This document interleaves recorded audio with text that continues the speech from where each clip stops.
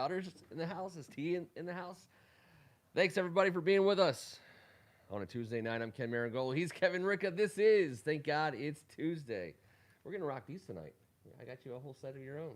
All right. Should be able to hear ourselves. Let's go ahead. We're using some old equipment here, guys. So we're going to, you know what we're going to do? We're going to... Getting back to the roots. Is the mic on? Yeah, we're going to get back to our roots. I'll tell you what, I'm going to turn you up a little bit. Yeah, give you a little bit. Give you a little extra sound. And we're going to see if sound? we can... I don't even know if people can hear us. Usually we're playing some music at this point in time. We're going to get some... Ooh, B&H is our sponsor tonight. Hells yes. They sell cameras that you cannot get. All right, so let's get things started. We might or might not have... oh, actually, you know what? I thought I heard something. We're on. Get the hell out of here, Marangolo. Come on, we did it. We did it. We pandemiced our way out of this one. All righty. We're going old school. As you guys can see, it's a little bit old setup. It's a little bit some old friends, you know, and we appreciate you guys hanging out with us on Tuesday night. This season 3 is going to kick off now, but we're going to do some housekeeping stuff because we have to back end it at Hogs Haven, which I know is a little bit dicey when you're talking about a basement. We're back ending in Hogs, and we haven't even told everyone about T-Bird Strack getting the mud butt yet, Coach. No, we haven't told everybody about that yet, but I'd like to think that you know it's coming, and so I'm gonna embed this on our Hogs Haven stream. We're gonna get hopefully get in bed. It says that insert in bed. There's bed. a lot. This tutorial is pretty vulgar, Ken. Let's see. We're gonna copy it on some Twitter. Everyone, it's like we're going under the hood here. Here we go. We haven't done anything like this in a while, so if you're out there listening, just feel free to rip our This is our first time in the basement since how long has it been? Oh man, it's been like Christmas. No, before Christmas. I would say it had to have been like Thanksgiving.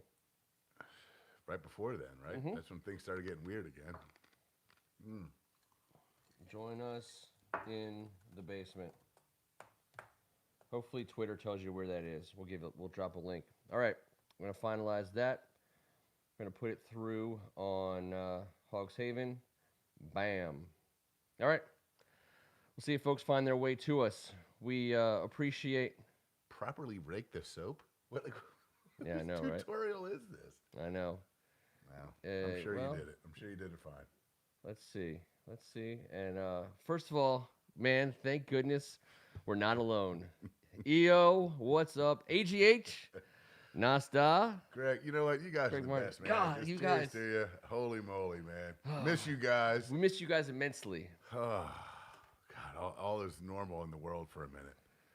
We got a different camera angle here. We're on a part-time setup. We're missing T-Stracking. He's not here, but he'll be with us ASAP.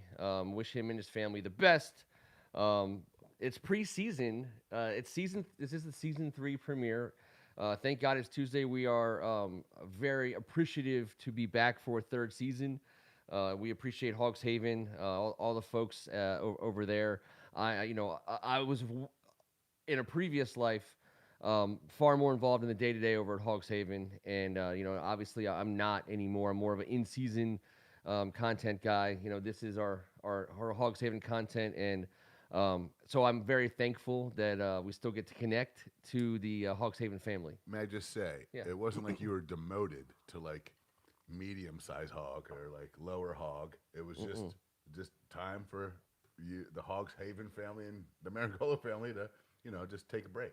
Explore some other options, I guess. While maintaining a friendship. We're staying the closest of friends. Appreciate everybody being with us. We are going to run through some preseason topics. It feels like forever since we had this show, but that's not true. We were here 4 weeks ago talking about, when we wrapped up season 2, where we were in terms of expectations. So I want to start where we left off in terms of Washington football team. But I feel like I'm just taking it all in. I haven't sat here looking out at a basement situation with a camera in front of us. We're using the cell phone camera with the old boom, the old microphone boom. I love it, man. Everything is back. It's like analog versus digital, and we're like totally analog right now. Oh, this isn't even dial-up. This is the old rotary, man. No, I was gonna try to get some music on in our background, but I know like we're just be screaming for a copyright infringement, which is kind of our record speed. player. Just drop that needle. It's an 8-track player at this point in time. I will say Greg Martin, sent me an awesome text, which I can't reference right now because we're using my phone. But Greg, tell me if I got this right. He sent me a stack of cassettes: Metallica Black Album, Nirvana Nevermind, Pearl Jam 10. Soundgarden Bad Motorfinger, I think is what it's called. Oh, darn it, I'm going to get that name wrong. Both Use Your Illusions from Guns N' Roses. 1 and 2. 1 and 2. All right. All were put out within 44 days of each other in summer of 1991. So to me, it's like it caught me by surprise. It's a 30-year anniversary of probably just one of their coolest sets of music. Man. I mean, you take those discs. They're not even discs; those are cassettes. I was just thinking about what got the most run, and it's just really impossible. They all got major run at the same time. Wow. I mean, I got to say, Pearl Jam 10 probably all time. Yeah, the most run. But for me, during that summer, I mean, Nirvana was the absolute doo-doo at that point. Yep. Guns N' Roses was on top of their game. I love Guns N' Roses, and I listen to Guns N' Roses more with friends. But when it was just me, I put 10 on. All right, Eddie. I'm just saying. Listen, Eddie Vedder and Axl Rose are just gonna probably duke it out over Ken Marangolo. That's someday. right. And I'm the only one that has proof that they didn't need to fight. They didn't need to fight at all. Could have used our words here, guys. So happy anniversary to any of you sick, man. old enough to have lived in that summer of 1991. Might be Nirvana, Nevermind. By the way, we weren't that old. We were like what, freshmen in high school? What was the date? October? It was August. I mean August of 90? 91. Man, that's sophomore year. That's sophomore year. Yeah. Okay. That's August that's the summer fall of sophomore year. Because the spring would have been 92. Oh yeah, that's the summer going into sophomore year. And we were 94. Yeah. Okay. What a great summer. AGH. E.O. Anderson is a Use Your Illusion 1 and 2. AGH is going Black Album.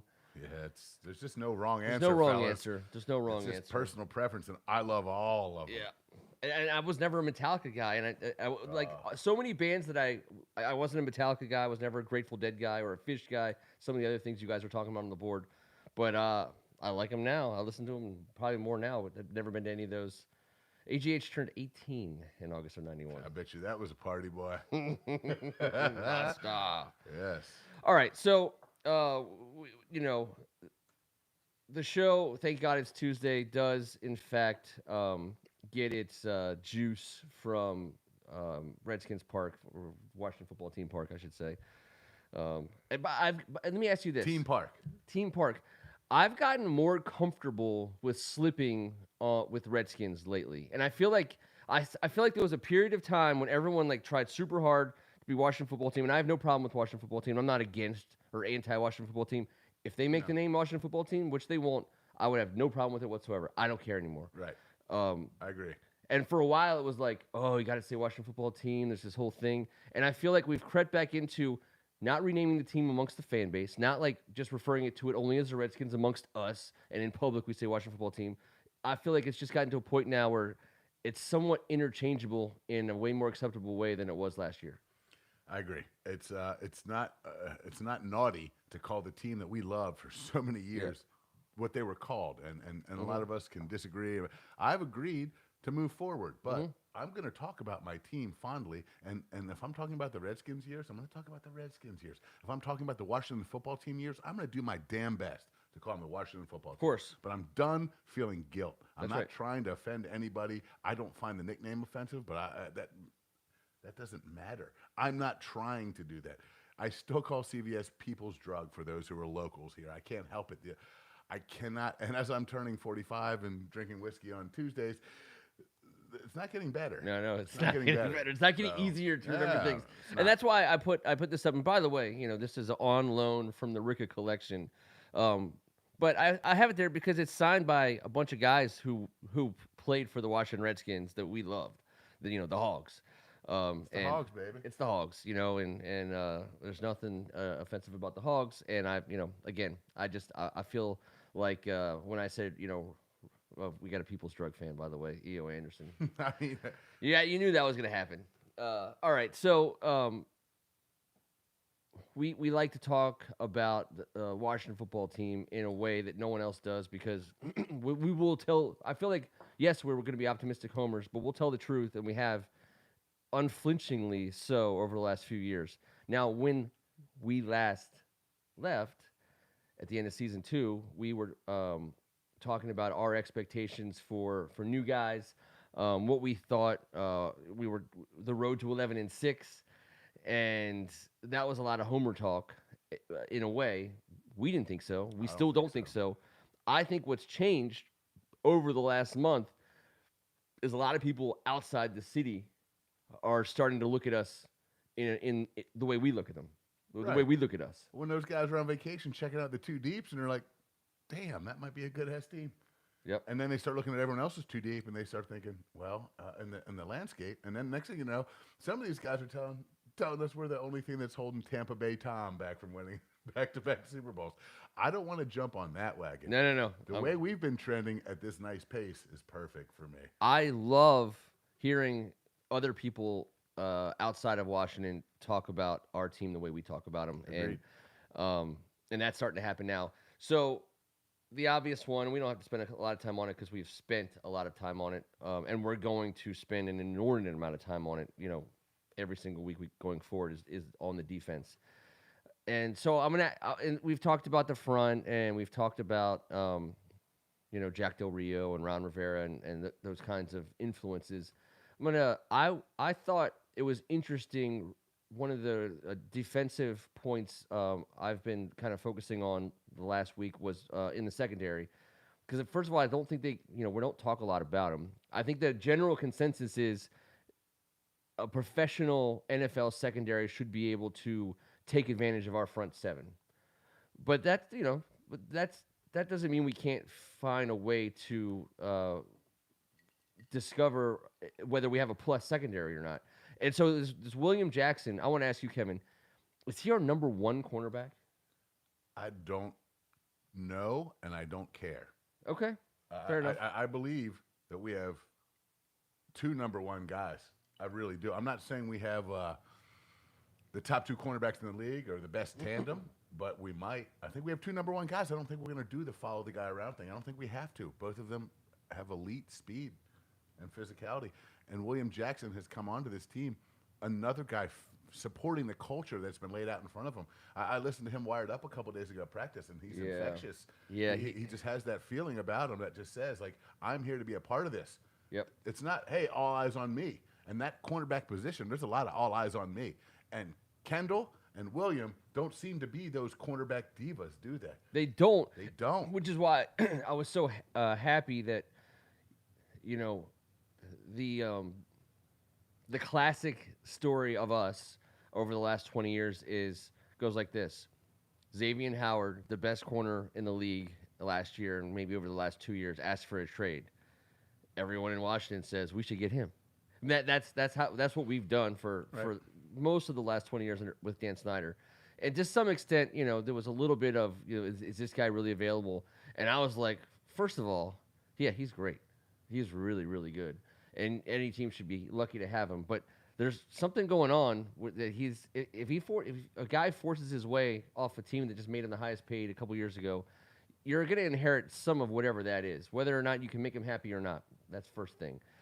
Secondly, we just added a guy who I think some people would call, our best cornerback, but he just made our secondary better. He made us at least equal on either side of the ball at corner. Absolutely improved our defense. And there's no way you rock that boat right away. Mm-hmm.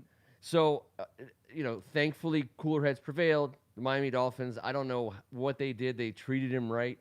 and that whole story's gone away.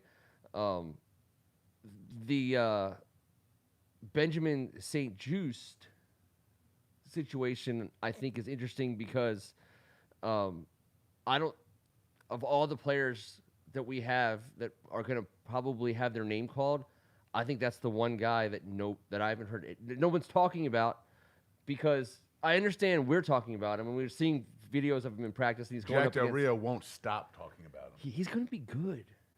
He looks like he's really going to be able to play it. Jack Del Rio says we drafted him because of how he comes up and smacks you in the mouth. Oh yeah, we already knew he could cover.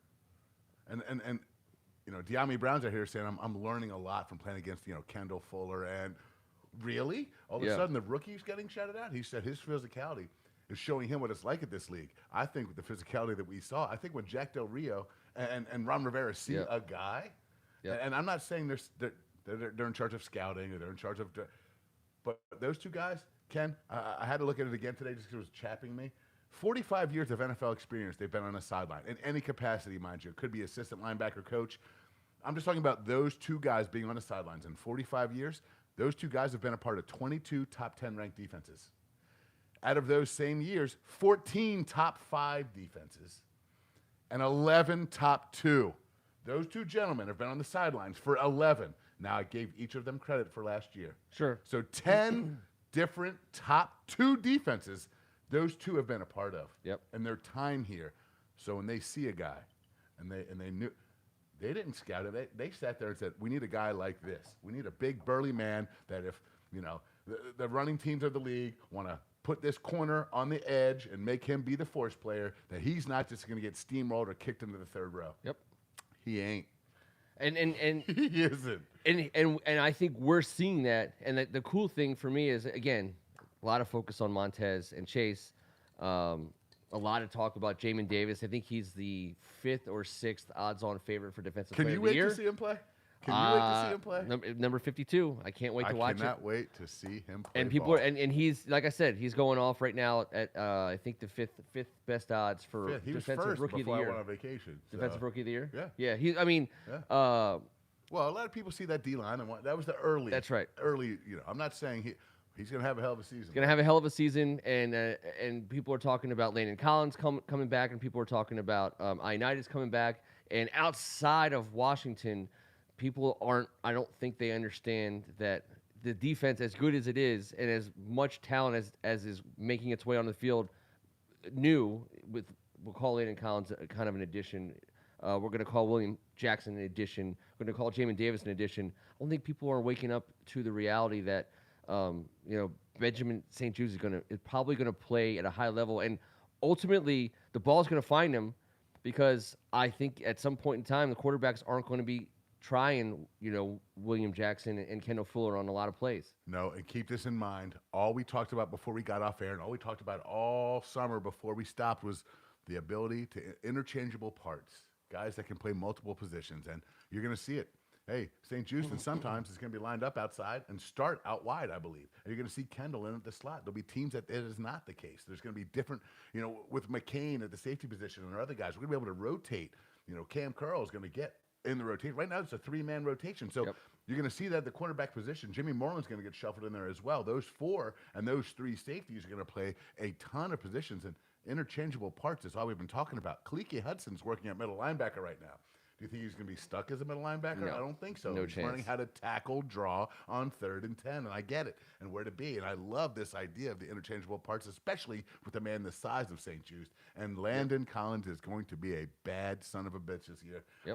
Everyone, if anyone's gotten slept on more in the last year and a half in the professional ranks in this sport, I believe Landon Collins is the first guy that's going to ball out. I think Redskins Nation that didn't understand he was coming into his own, what a baller he is as he started learning this system right when he got hurt and everyone was ready. Hey, 26.3 million reasons that we couldn't trade him away, and thank the Lord, because I think this guy's going to be a handful and a big facet of the burgundy and gold D this year, man.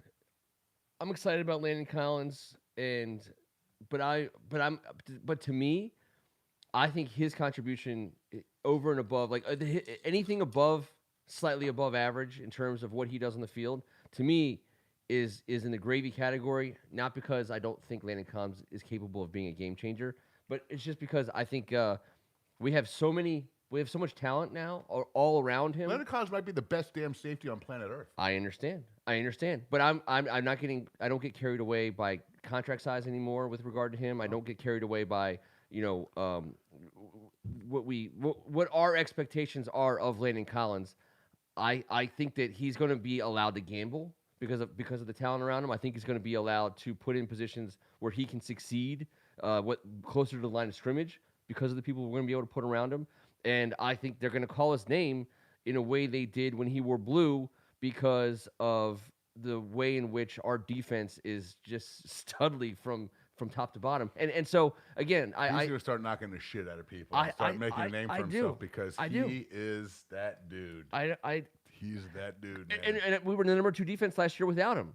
That's kind of where I'm at. I'm like, it seems it's almost embarrassing that we're going to get a fully healthy Landon Collins back on a squad that was already 22 yards away per game from being the best in the business. And he's the dude that is showing Benjamin St. Just how to play. De'Ami Brown is asking him questions. He's the old head. He's one of the leaders that we were discussing.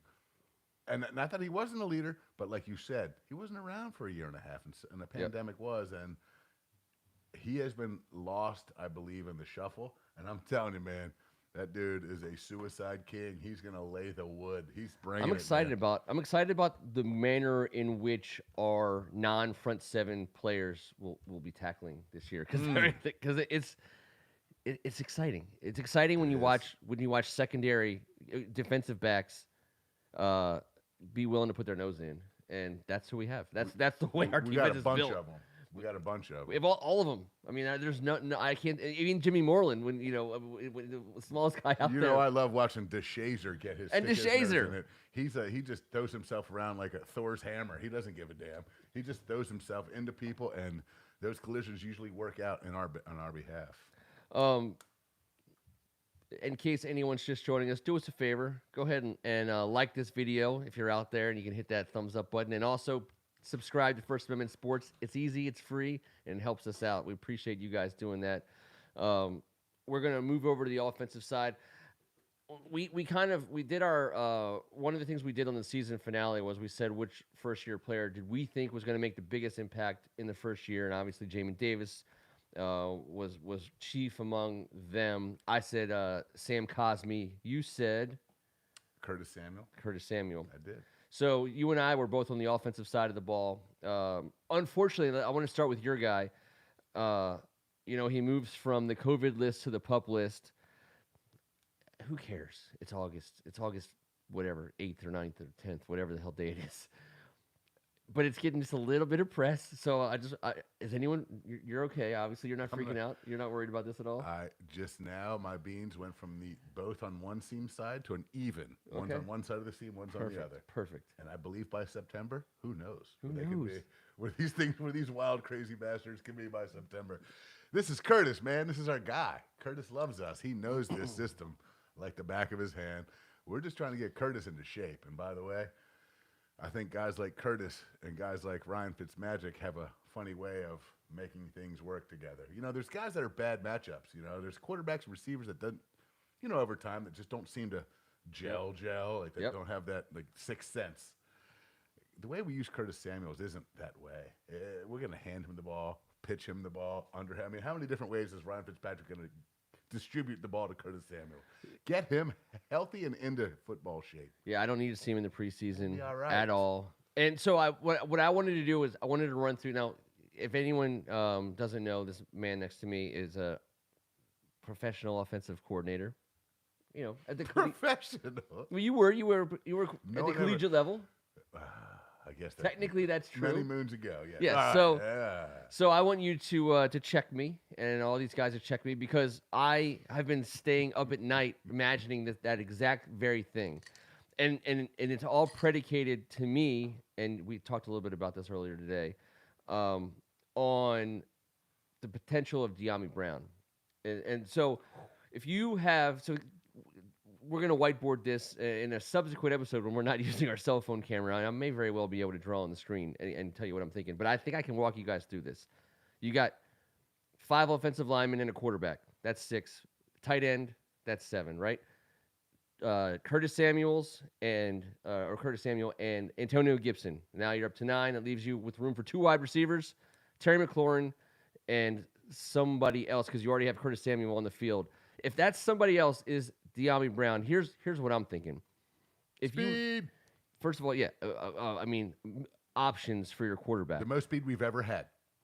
If you are able to have Terry on one side and De'Ami on the other, with Antonio Gibson and Curtis in the backfield, on any given play, Ryan Fitzpatrick, who word on the street is a pretty smart guy, if he has any confidence whatsoever in De'Ami Brown, which word on the street is that's starting to happen, and you roll Curtis Samuel out, and I bounce between Curtis Samuels and Curtis Samuel, just so you know. Just no Samuels, I know. No, just one L. Just one L. Like Samuel Jackson. Samuel Jackson. Curtis Samuel. My brain Curtis tells me Samuel Jackson. My brain tells me to say it different every time. Curtis Samuel. You roll him out to either side.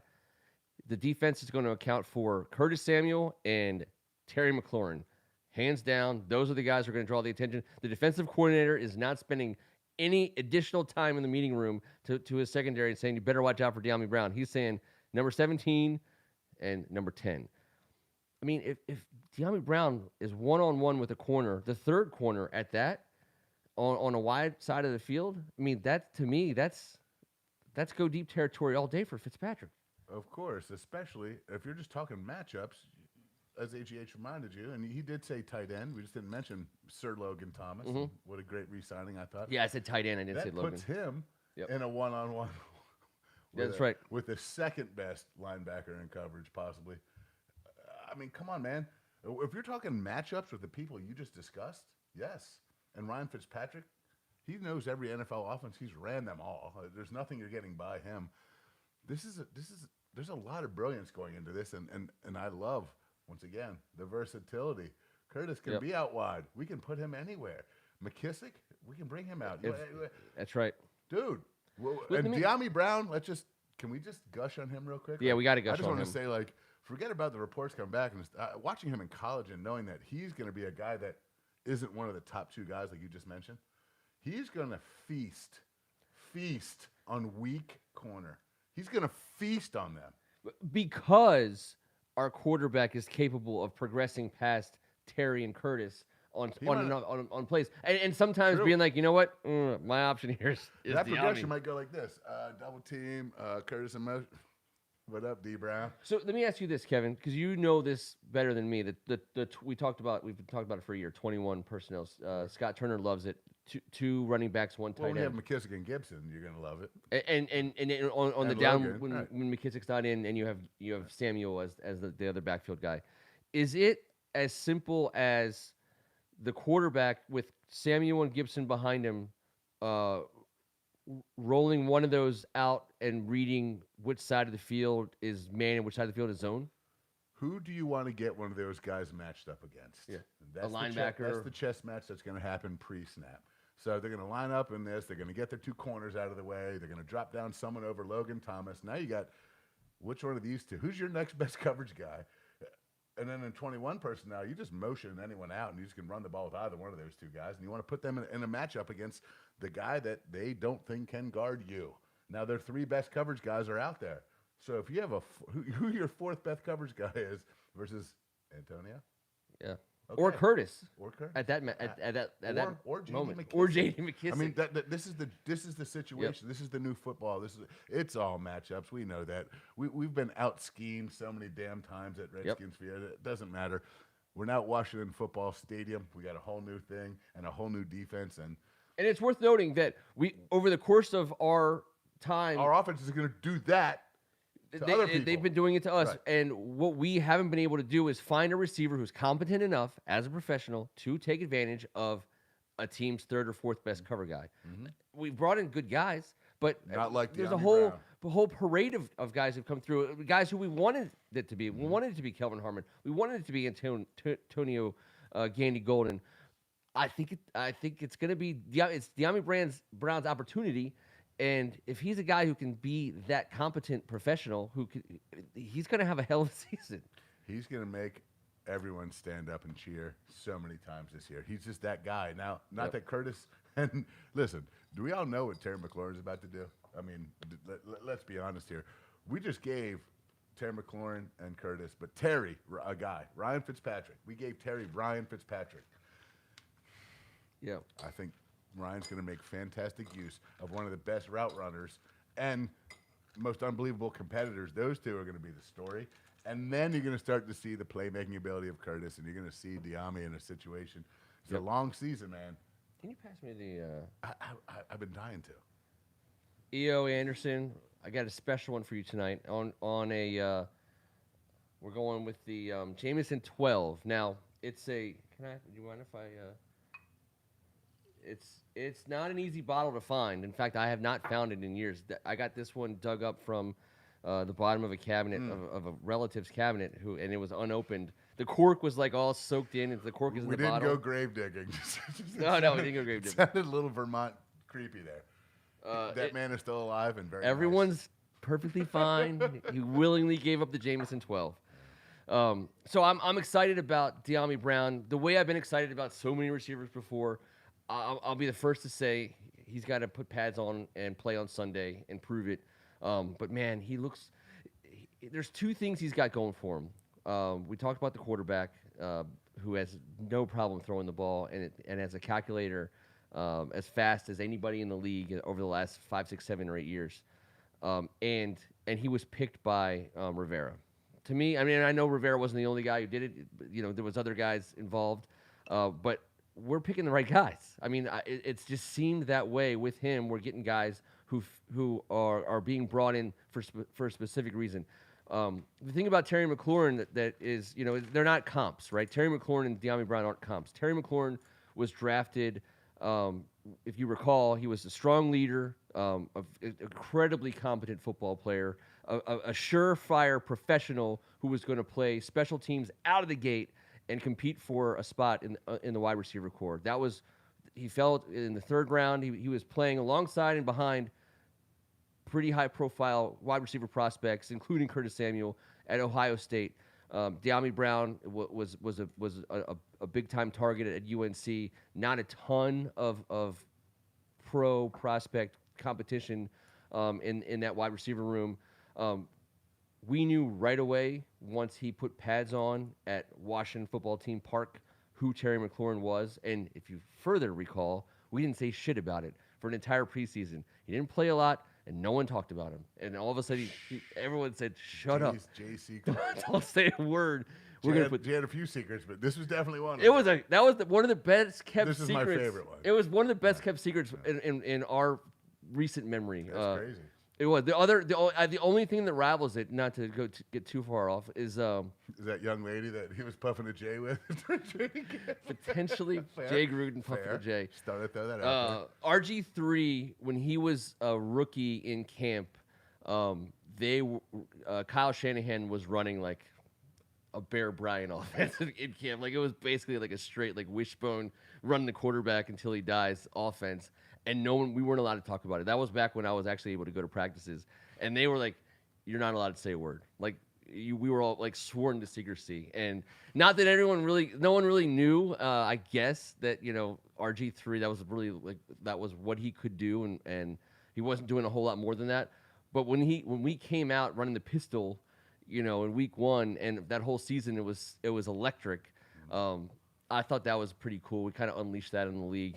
But Terry McLaurin, man, talk about we unleashed him. He unleashed himself. Yeah, on the true. league. That also sounds weird. I just want to go back and correct something that I said that sounded weird. I just wanted to correct the fact that Jay Gruden was puffing the J. She wasn't puffing on a J. That sounded a bit. We all know where I was headed there. Yep. Down Green Street, not the other gross one. Correct. That is correct. Yeah. By the way, Greg, Jameson 12, if it's everywhere, please buy me a bottle. I literally can't find it. I've been looking. Well, Montgomery County, Maryland. It's a terrible place to buy. It's not everywhere. That's true. Versus many, many counties in the nation. Yeah. Where I just we stick out. I got to start looking other places, I guess, than like right down the street. 12 sounds like a terrible number. It's just, it's a good bottle. No, but we don't have that around here. No, we don't. We got to go outside. We have to outsource the county. Outsource the Jameson 12 purchases.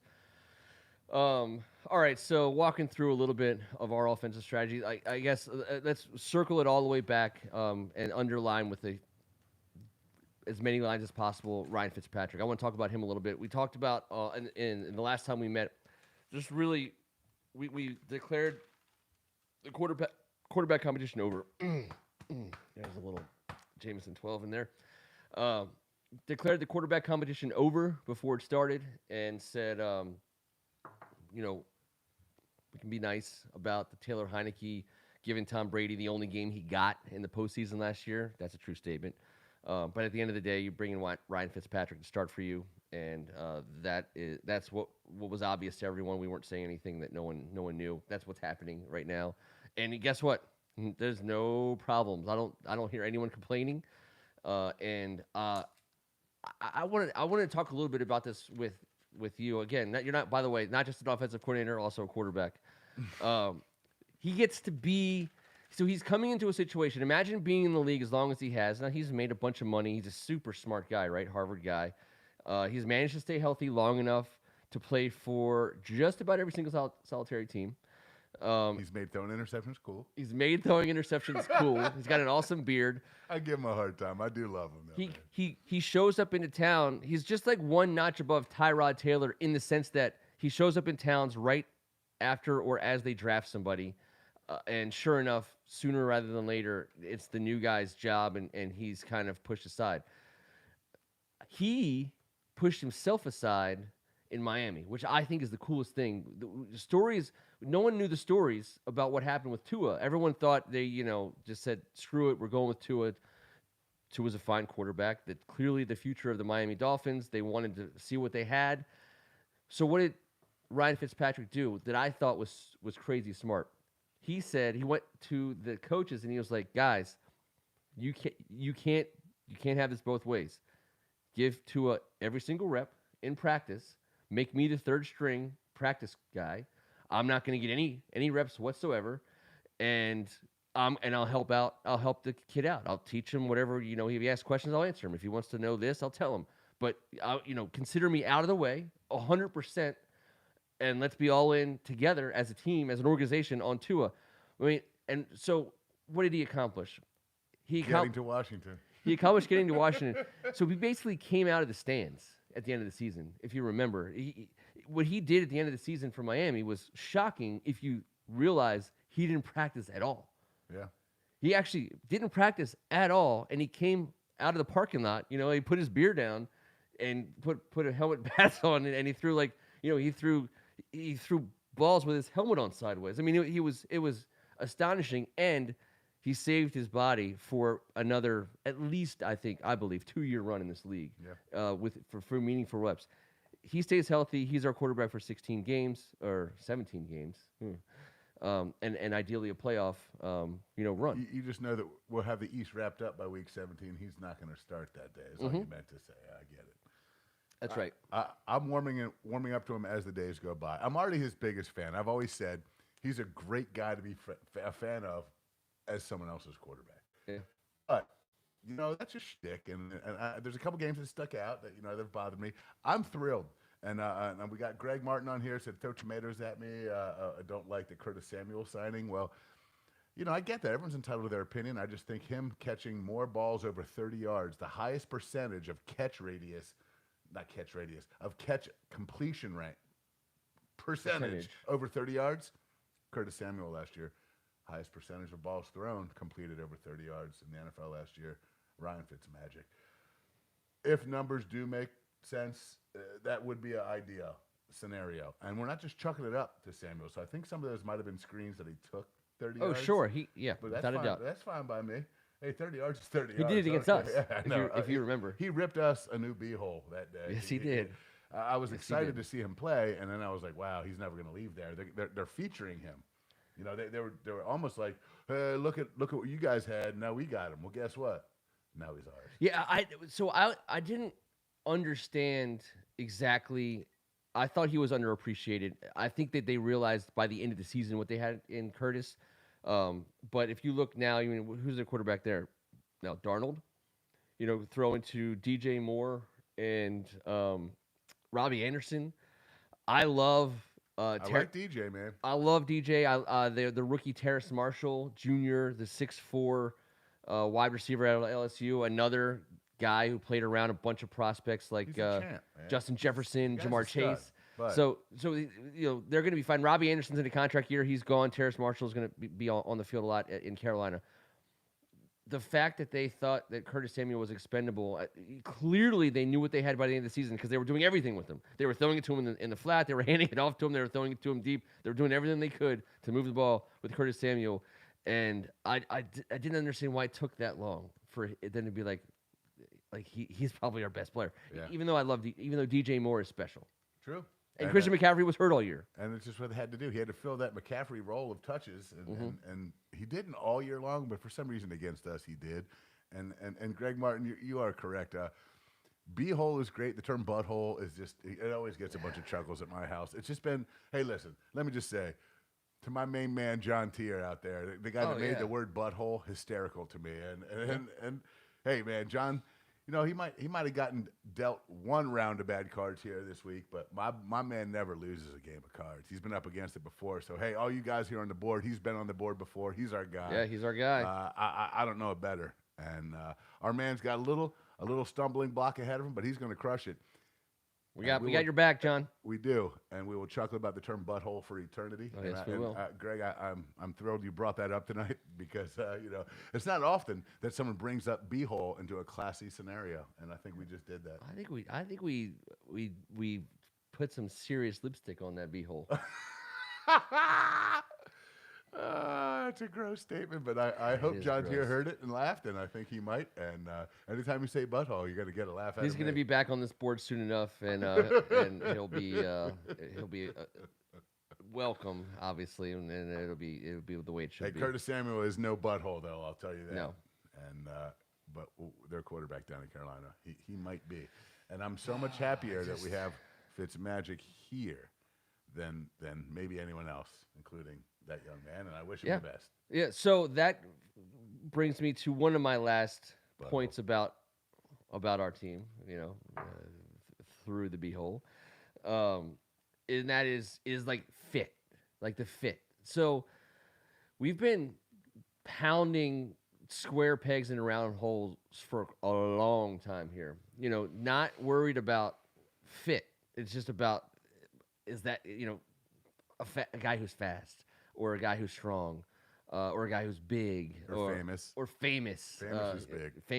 Famous was a huge thing, and it just never was. It didn't seem like it wasn't never. There was lightning in bottles here and there, but we never got the sense that the Washington football team, in previous iterations as the Washington Redskins, weren't real teams. They were just like collections of players. Hopefully coached well. I didn't hate Jake Gruden. I didn't hate Mike Shanahan. Obviously I there was a carousel of coaches in the last 20 years, a carousel of quarterbacks, a carousel of players. And so it was just never the cohesion. A lot of carousels, bro. So many carousels. You're right, it was bullshit. It was total horseshit. And so, you look back and you're like, even when we strung together wins and we're in contention, you never felt like it rarely felt like you were in it for more than the next week. Like, okay, we have a chance to win this game, but it was always like, well, what does that mean? Like, can we legitimately beat the Rams or the Seahawks or the Packers or whoever was going to be waiting for whatever that team that was in week one of the playoffs? And the honest answer was no, because we weren't built to beat good teams. We were just built to hopefully win some games. And we rarely got better. We had to survive and hang on. Yeah, we rarely got better. We didn't. We plugged holes. Yes. We never like righted a ship. We never rebuilt. We talked about committing to rebuilding, which is exactly what we're doing and we're still doing. So my like biggest thing that I give thanks for when I watch this group of guys in this iteration under Ron Rivera's leadership is, man, everything fits together. And you talk about Ryan Fitzpatrick being the right guy for our team right now. Yeah, of course, he absolutely is. And what's the reason why he fits so well is there's no Tua behind him. There's no Darnold behind him. There's no rookie that we just drafted that's going to take his job this year. If anything, we're gonna if in my situation, in a best case scenario, we re-sign him to be that guy for the next guy. But he fits perfectly, and so many guys do. Everything fits so well, Kevin. It fits so well that they call him Fitz. Again. I'm just saying, baby. You just said it 13 times. If I'm not picking up what you're laying down, then I'm just saying. I ain't got no arms. It fits. Fits. He fits. It fits. It's a good fit. It's kind of what I was laying down. I know, and I'm certainly picking it up, man. I've been giving him shit. I have.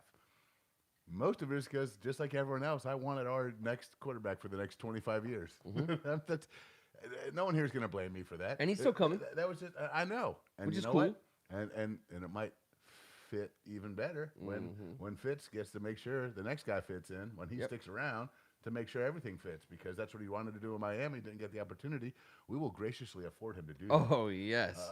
I mean, I can't imagine. If he's standing upright and fully healthy after this season, I mean, you can put. I mean, I'll tell you right now. I will bet you, as long as he finishes the season healthy, I will bet you that he is on our team next year. Without a doubt. And you know what? As long as he is healthy, he's not going to do anything to ruin the culture. Nope. You know, and that's the coolest part of it.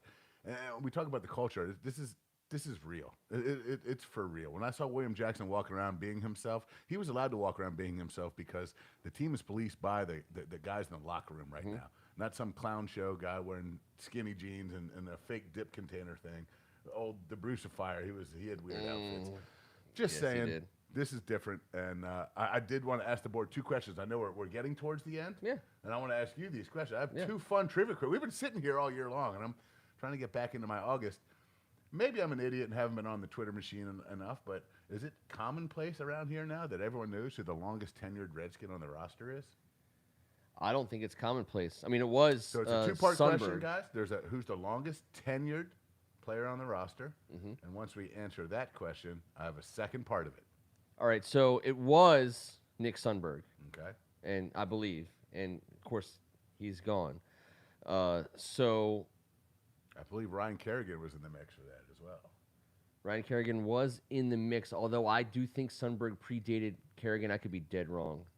And I knew the board would get this. It is Tress Way. At 7 years of experience. Dustin Hopkins is right behind him at 6.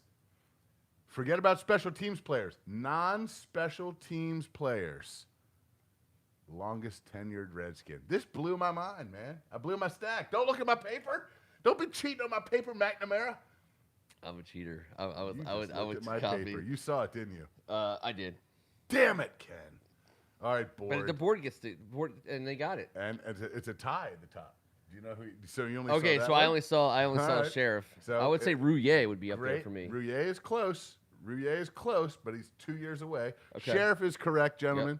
Which that's not. Now that was surprising to me. I'm not going to lie. I was like, wow. But just kind of like, okay. He's still his first contract. Okay, he's been around. Or franchise. He's franchised twice. I get that part. But who he's tied with has been scraping by the claws of his tough-ass fingernails for the same amount of time as Brandon Sheriff. Undrafted, I'll give you that. And he's my man. He's my dude. Ioannidis? He's right there. He's next at 5 years. These 2 gentlemen, 6 years of service to the good Sheriff guys. And somebody else. Ioannidis is in the top 5. Okay. The top 5 is Ioannidis, Sheriff, Hopkins, and Way. Okay. We have one more position player, and it is, gentlemen, Mr. DeShazer Everett. I believe Robert Cohen was first. Sorry, I thought you said non-special teams. How about that, dude? So I meant like non-long snapper, punter, kicker. Yeah. DeShazer's a safety. I meant like non-goofball. You know what's interesting to me about DeShazer as a fan? That's crazy to me, man. Is that he came in, he was a classic plug-a-hole guy when we first signed him. He didn't. When people said his name, and we were like, oh, great, next guy is going to come in and you get burned by Julio Jones or whatever randomly at the end of a game for a touchdown, and all he's done is proven himself to multiple coaching staffs that he belongs in this league, and So he definitely is a special teams standout. He's going to make a roster because of that. But he can play. He's tough as He shit. can play whatever. And when we talk like about a brick. when we talk about tackling, he's a tackler. He's a tackler, but he's reckless abandon. He's a beast, and he's not the biggest cat, man. And he's smart. You don't stick around this long making that money. He's at smart. Any NFL franchise. I love it. I love that that's our dude. So hey, awesome for Tress and Dustin, but DeShazer and Brandon Sheriff. Wow. We're young, baby. Are we gonna get young and fast? Since when the hell could we ever say we're one of the youngest, fastest teams in the NFL? That crazy. Excites the shit out of me. That's crazy. Sundays Did you say you had another trivia question? No, it's just it's a conspicuous one, but I will. Okay, come on. I'm ready. Now I'm ready. I want to know, since Ron got into town, Ron's first draft class, right? The 2020 draft class. Everyone made the team last year, which isn't crazy. True. It's kind of. But I don't foresee that this year as the tower of competition gets higher. So you think we're gonna have to cut a guy or two? I was gonna say, who's gonna be the guy that goes from Ron's class? Who's gonna be the first guy that Ron drafted that Ron pink slips? Maybe not the first guy, but who's that you're sure about? You think Dax Milne makes? No, I'm not talking about this year's draft class. Oh, okay. I'm talking about the 2020. His first. Who's the first guy that he brought into town that he will send out of town? I'll say Antonio Gandy Golden. Yeah, that has been my pick in the offseason, but I'm going with Antonio Gandy Golden as well. I only think there's only one more, and it troubled me to see Keith Ismail at the bottom. And I know that dumbass too deep. I get it. But I know what it is. Tyler Larson was brought here as a backup center guy that can play some guard, that Ron Rivera trusts, who he's taught, who knows the system, that Scott Turner loves. Mm-hmm. He was brought here for just one reason, competition. Either it will be his job or Keith Ismail is going to get his head out of his ass because apparently they thought he needed a good swift kick in the pants after having him for 1 year last year. They brought in the male model to compete for Toth as well. So they brought in some hot dude that isn't like, he isn't like ripped up hot. I kind of like that. He's like plus model hot. He's BBW style. That article is so creepy. He's big boned. He's big boned and he's all. He's handsome as a sun. He is just striking. But he's not exactly like. He's still kind of flubby. He's kind of squishy. But you love every inch of it.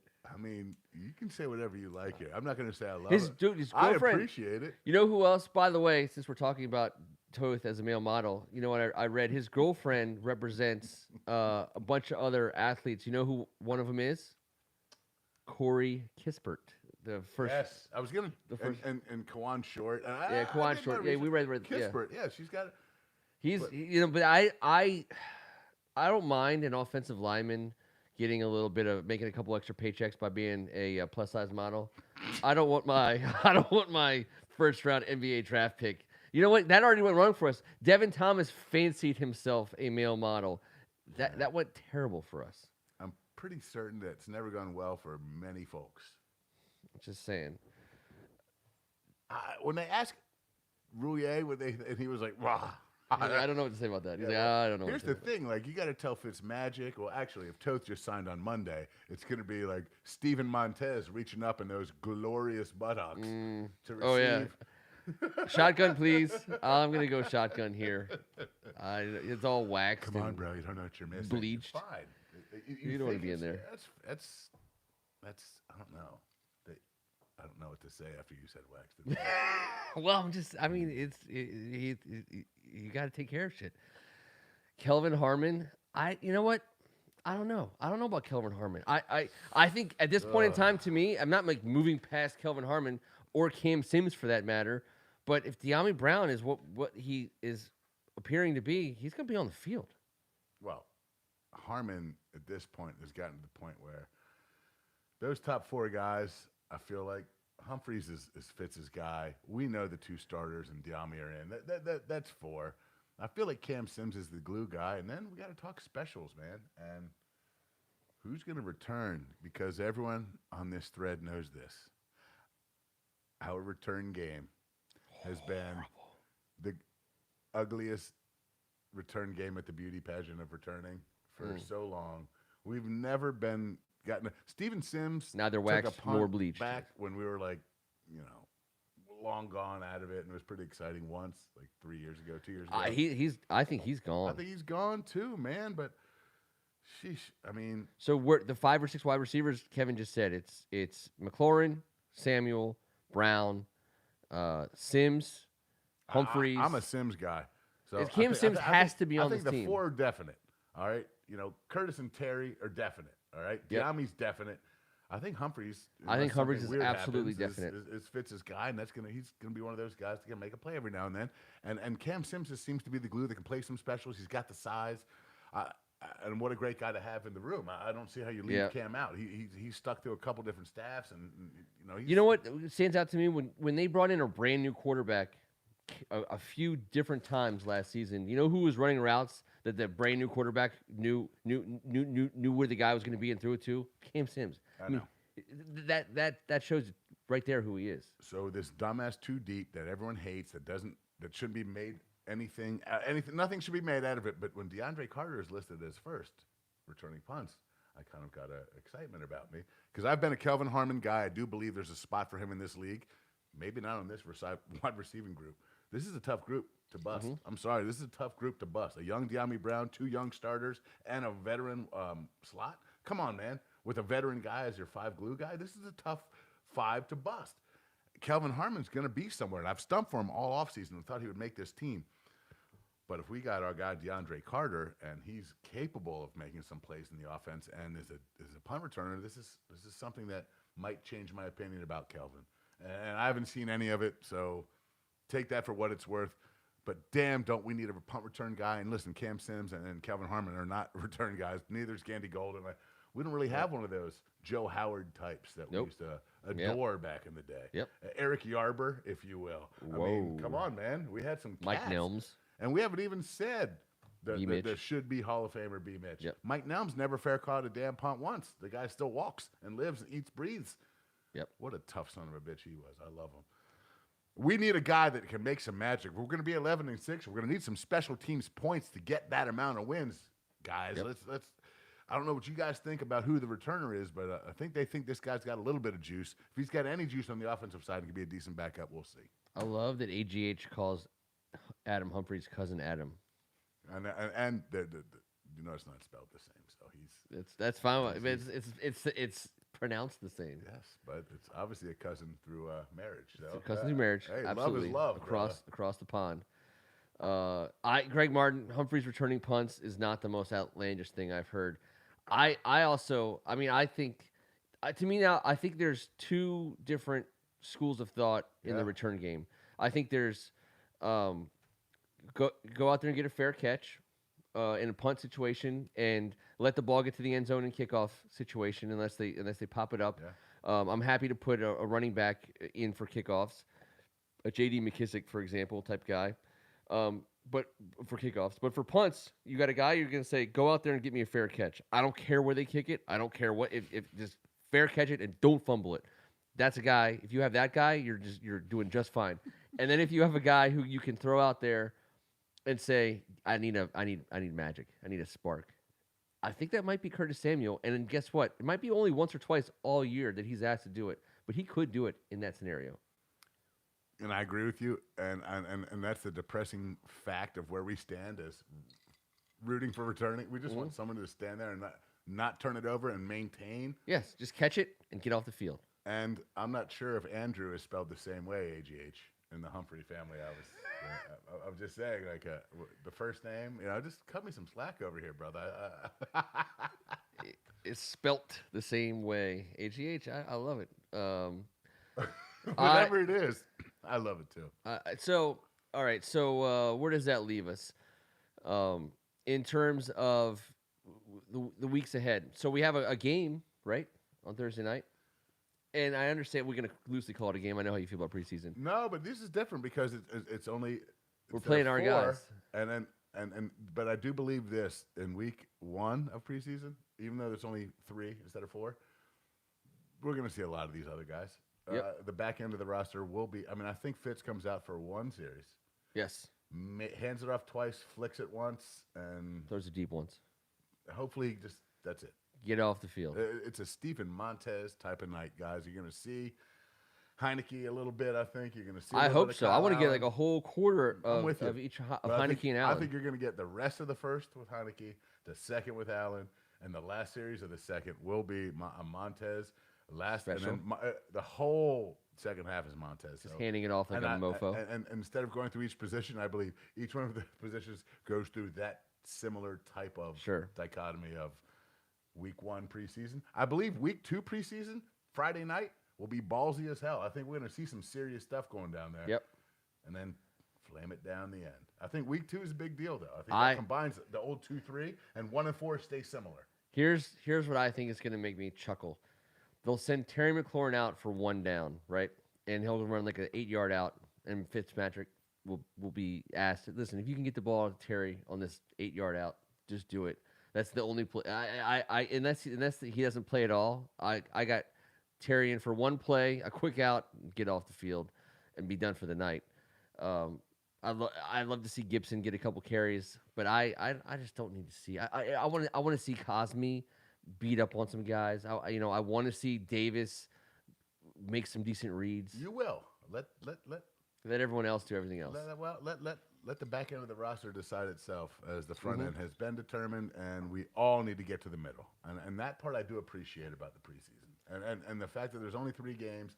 Hey, week 1, it's exciting. Week 2 is fun. Week 3 is going to stink. So now, instead of 2 games that stink and an extra week of waiting, I'm happy about this. Yep. Okay. 6 plays, 2 targets. That's what we're getting out of McLaurin, I guess is what you're saying, Greg. Man, I tell you what, I love the banter on the board. It's just the best. Well, I just miss it. I miss it too. And we got some extra people hanging out with us right now. If you're watching and you're tuning in late, give us a subscription. It's free. It's easy. We're gonna kick. This is our preseason setup. It's a little bit basic. We're gonna be kicking it up here as we move our way to September. Give us a subscription. It's free. Hit that thumbs up. Give us a like. I haven't got the animated thing yet. It's like a thing you can put on your thing. It's like a thumbs up. Click on the thumbs up, then click on the. And I love when people do that stuff. And you got to promote your brand and you got to do all that stuff. But we don't have all that stuff. Ooh, go ahead. May I just say, EO? I just read what you wrote. Not because he's the underdog. Not because he is. Yep. Going to win an award Local. from Hogshaven, not because of any other. He will win an award from Hogshaven. But yes, I've watched this kid play, man. I've actually coached against him. I don't. A few of us. We're talking about Jarrett Patterson. He makes this football team. He's just a special guy, and you saw his highlights in college. Just no one has ever believed in him. He has that chip on his shoulder, but the way he catches the ball out of the backfield. I do believe he needs a little bit of seasoning, pass protection, just like every other rookie running back. But don't let his stature fool you. He is a diehard Redskin fan growing up. He is now a member of the Washington football team. This is not novelty, young guy. They didn't sign him because of any other reason besides he's a badass. And that's because he was Chase Young's teammate growing up. We've already covered all that. This guy can play, and we are going to see him. That is the exciting part. That's going to make my preseason. Thank you, Io, for reminding me. Thursday night, watch this guy run the ball between the tackles. He's not he looks like the third down back. He is not. You're going to think of Joe and Jamie Morris, but they could go and catch the ball. He's going to remind you of Ricky Irvins. But where do you see him catch the football? They didn't ask him to do a ton of that in Buffalo. It wasn't part of their offense. When he was in high school, he was just the man, dude. He was just a great athlete. He did everything well. I love him. He makes this football team. I think he's on this football team for a handful of years. I think he becomes a local favorite. I think he becomes a special teams guy. You're going to be able to go back, grab this clip, and shove it directly up my butt when it doesn't work out. But it's not just – I don't know the man. I've never met him. Never shook his hand. Seen him play, coached against him, watched him, and I'm such a big fan of him. This guy's driven like no other. Sometimes the number and the name on the back are one thing, but you can't see what's in the guy's chest, no matter what the EKG says. It came out all clear with him. Yep. It's just that he's all hard on the inside. There might not be much bone in there, but his speed. Wait till you see him run the ball. He's got God-given talent. Forget about that 5'6". Forget about it. Wait till you see him run. That's my guy, man. I think I made that clear.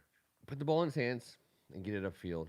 I do also, before we go, since we're going to clean up some business that we haven't had a chance to talk about in the last month or so, our man from Wales, who's on the board, AGH. And by the way, this is an international show. People don't realize this basement is international.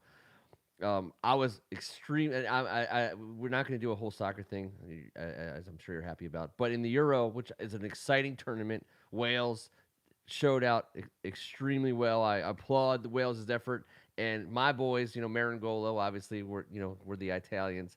We took it down, and I know the Welsh, our fans, our viewers over in Wales. You're welcome, because I know you guys were extremely happy to see the English go down in the Euro final, and I'm glad it could be at the hands of my boys from the boot over there. So we haven't had a chance to talk about that. I know some people here watch all different sports, not just football, especially our viewers over in the United Kingdom. When it is united, I don't even know if it's united anymore. But at the end of the day, they do love anyone who's not from England loves to see England lose, and I know that they were especially excited to see them lose in the final in London, in Wembley Stadium, no less, in front of all those English fans. I didn't. I was just rooting for my guys from Italy. But at the end of the day, I was thinking about you, AGH. I knew you were extremely excited to see those guys go down. You said absolutely for one night. I was Italian. I love it. I love it. I love it. And that's why I love sports, especially during the pandemic.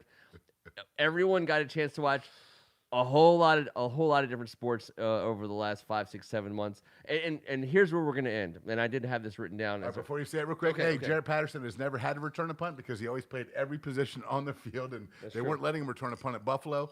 If we could actually, I believe Darren Sproles is the comp, and Darren was pretty damn good at returning the punts. And I'm not saying Jaret, he hasn't had that experience, but I got to think they have taken that jugs machine and taken old Jaret and said, hey, could you come over here for a second? Let's just take a peek. I don't know because I've never witnessed it. I wish I did. Yeah, you don't want Curtis Samuel on the field. No, I want Jaret Patterson returning punts in town for 5 more years. That's a great point up here. If that's something he can do, and he can learn how to pass protect, he can do everything else. I promise you, he can do everything else. So it's been a weird, 18 months, 16 months, whatever the hell, however many months it's been. Super weird. And we got kicked out of this basement for a while, and now we're back in the basement. But the cool one, I was reflecting on this, and it was like everything was weird. Everything has been weird, and everything has remained weird. But the one thing, if you really think hard, the one thing that didn't get effed up really was the NFL season last year. Of everything. I mean, I'm talking of all, not just sports, but just life in general. Fantasy football drafts happened. There were no preseason games, and everyone applauded. Dan Snyder got no one in the stadium, and we all applauded. We all applauded. Every game got played for the most part. The playoffs happened. The Super Bowl happened. There was a parade afterwards. It was as the most normal part of the last year plus for me was the NFL season. And so, I hope that's the case again. But I'm extremely excited about the fact Royal that babies. about Royal babies. I know. And Kevin, he comes on and he asks me for a Royal baby update. I don't have any royal baby updates at the moment, but they're that's coming. It's early in the preseason, Kevin. You just can't spring that on me in week 1 of the preseason. Kevin, my royal babies feel fantastic. Thank you for yes, asking. Yes, they do. And by the way, AGH is our royal baby correspondent. So I'm thankful for the NFL, and I'm hoping against hope that it repeats this year. That we don't lose. First of all, I hope that we don't get tripped up by anything. But in general, I just think that, man, this was it. This was it for the last year plus for people who pay attention to the NFL and to sports in general.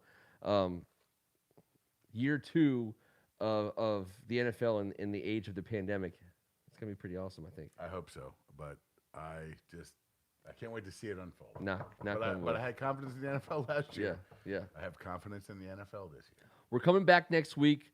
We're gonna have hopefully T. Strachan's in here. We're going to get a little bit of a wider angle, obviously, and we're going to work on that. Not saying anything. He may have had a little stomach bugs. Maybe we'll shrink the angle in a little.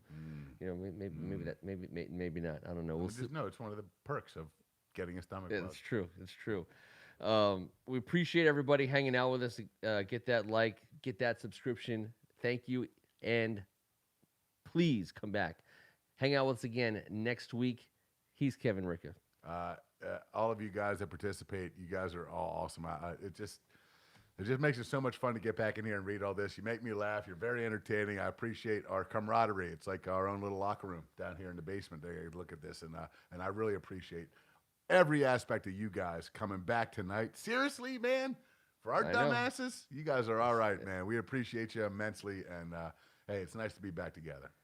No injuries Thursday, but we had an injury on Tuesday. Yeah.